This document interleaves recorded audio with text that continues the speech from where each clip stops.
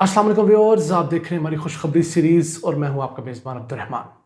आज हम एक बार फिर आपके लिए 3 खुशखबरियां लेकर हाजिर हुए हैं।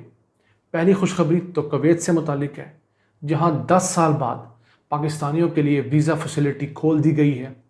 पाकिस्तान गुज़िश्ता 10 साल के दौरान इस काम पे बहुत एफर्ट कर रहा था, बिलाखिर वहाँ से अच्छी खबर आई है।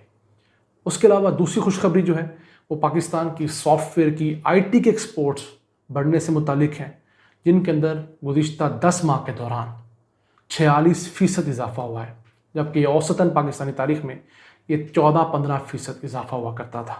यानी कि उसके अंदर 3 गुना इजाफा हो चुका है माशाल्लाह।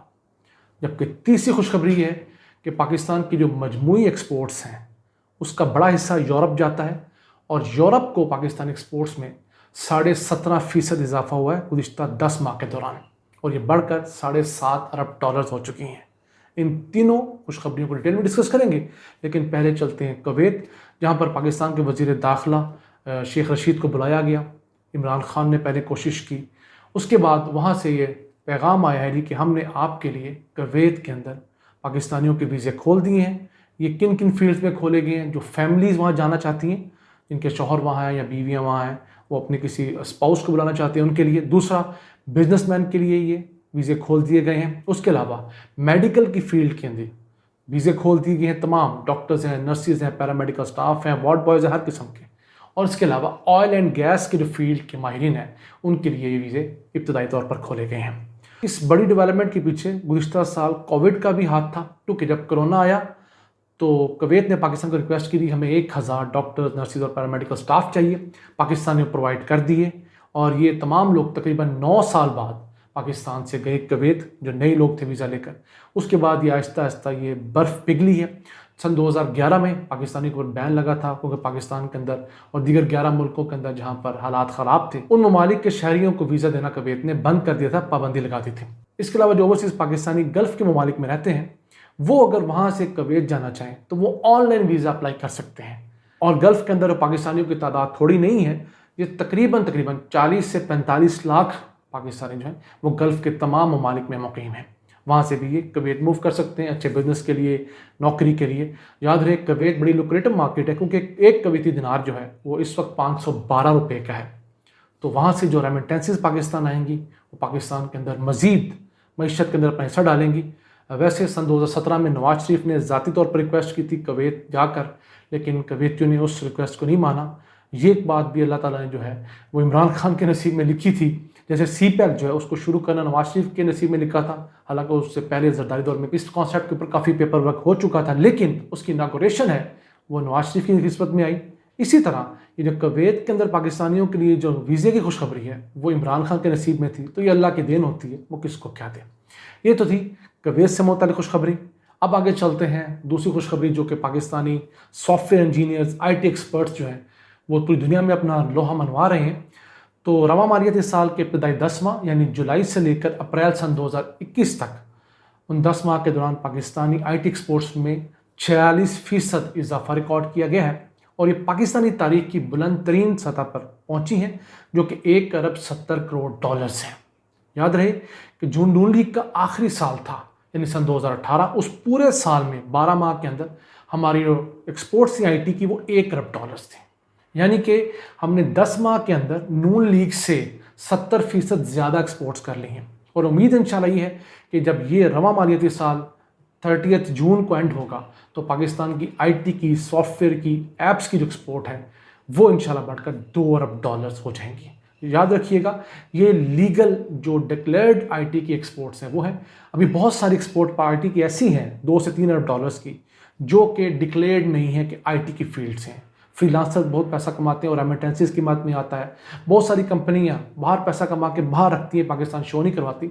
हुकूमत को चाहिए कि उसको भी डॉक्यूमेंट करे बड़े प्यार से, ताकि पाकिस्तान को पता लगे। एक्सपर्ट्स का कहना है कि इस वक्त पाकिस्तान की जो IT एक्सपोर्ट्स हैं वो $5 अरब हैं, अगर तमाम फील्ड्स को डाल लिया जाए। तो उम्मीद करते हैं इसी तरह पाकिस्तान की जो IT एक्सपोर्ट्स हैं बढ़ती रहेंगी और पाकिस्तान में मज़ीद लोगों को, नौजवानों को रोज़गार मिलेगा।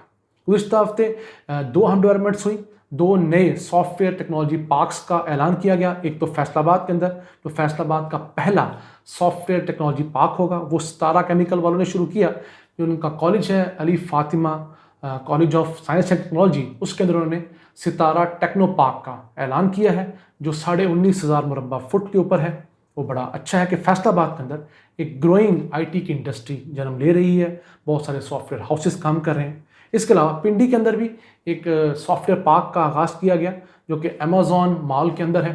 उसके ऊपर बात तो बहुत की गई, लेकिन मुझे जो चंद खबरें आई हैं इसके मुताबिक मुबैना तौर पर इस मॉल ने बहुत चालाकी की है। इसके 2-3 फ्लोर जो हैं वो कई सालों से 7-8 सालों से खाली पड़े थे, तो उन्होंने आईटी मिनिस्ट्री में किसी के साथ मुबैना तौर पर साजबाज करके उनको ये ऐलान कर दिया कि हम यहाँ पे सॉफ्टवेयर टेक्नोलॉजी पार्क बनाना चाहते हैं।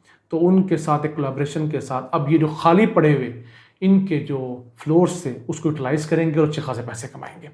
तो इमरान खान साहब को चाहिए कि इस मुतालिक इंक्वायरी करवाएं, अगर इस बात में कुछ सदाकत है तो इस पर एक्शन लें, अगर ये बात गलत साबित होती है तो बड़ी अच्छी बात है, ताकि एक चीज़ ट्रांसपेरेंसी आनी चाहिए। ये ना हो कि कोई बंदा अपनी बंद दुकान जो है वो किसी के साथ साजबाज करके महंगे दामों चढ़ा दे। इसी के बाद चलते हैं हम यूरोप, जहाँ पाकिस्तानी एक्सपोर्ट्स माशाल्लाह मुसलसल बढ़ रही हैं। रवा मालियाती साल के इब्तदाई 10 माह के अंदर इनके अंदर 17.5% इजाफा रिकॉर्ड किया गया है और ये बढ़कर $7.5 अरब हो गई हैं। एक बात आप भी ज़हन नशीन रखिए कि पाकिस्तानी एक्सपोर्ट्स जो हैं उसका सबसे बड़ा हिस्सा जो है वो यूरोप के ममालिक जाता है। जो तमाम ममालिक हैं जिसमें बरतानिया पहले शामिल था, अब निकला है, उसमें फ्रांस है, जर्मनी है, बेल्जियम है, इन ममालिक के अंदर ओवरसीज़ पाकिस्तानी बहुत मुकीम हैं और वो पाकिस्तानी अशिया मंगवाते हैं। वैसे भी लोग पाकिस्तानी अशिया इस्तेमाल करते हैं, क्योंकि टेक्सटाइल की एक्सपोर्ट्स भी बढ़ी, बाकी एक्सपोर्ट्स बढ़ी। पाकिस्तानी अब नमक जो है, गुलाबी नमक, वो बहुत सारे ममालिक के अंदर अब बाकायदा प्रोड्यूस और पाकिस्तान के नाम से बिक रहा है। हमें मुख्तलिफ लोग व्हाट्सएप करके बताते हैं, हम एक तो तस्वीर आपके साथ शेयर भी करते हैं जिन लोगों ने हमसे शेयर की हैं। तो 2-2 हज़ार रुपये किलो तक पाकिस्तानी जो गुलाबी नमक है वो वहाँ बिक रहा है। हालांकि यही गुलाबी नमक पाकिस्तान में 70 रुपये किलो के हिसाब से फ़रोख्त हो रहा है, तो बड़ा अच्छा है पाकिस्तान के लिए। इसलिए हम कहते हैं एक्सपोर्ट्स ज़रूरी हैं, आपकी फ्रूट की हो, आपकी वेजिटेबल की हो, बाकी चीज़ों की हो। एक जो आम जहाँ पर हमें गुलाबी नमक 70 रुपये में पड़ रहा है वहाँ 2,000 रुपये किलो बिकेगा, तो हमें इतना मुनाफा और कहाँ से हासिल होगा। अगर देखें जिन ममालिक को पाकिस्तान एक्सपोर्ट ज़्यादा बढ़ी हैं तो सबसे आगे है पोलैंड, जहाँ पर 23% इजाफा हुआ है पाकिस्तान एक्सपोर्ट्स में। फिर स्वीडन और हॉलैंड है जहाँ पर 21% इजाफा रिकॉर्ड किया गया है। फिर जर्मनी की बारी आती है जहाँ 19% पाकिस्तानी एक्सपोर्ट ज़्यादा हुई हैं। बेल्जियम में 12% और इटली के अंदर 9% पाकिस्तानी प्रोडक्ट्स ज़्यादा फ़रोख्त हुई हैं। तो ये पाकिस्तान की एक अच्छी टेक्निक है कि अपनी एक्सपोर्ट्स बढ़ाएं, रेमिटेंसेस बढ़ाएं, इंपोर्ट्स को कम करें और जो इंपोर्ट हम करते हैं उनको पाकिस्तान के अंदर ही सब्सिट्यूट करें।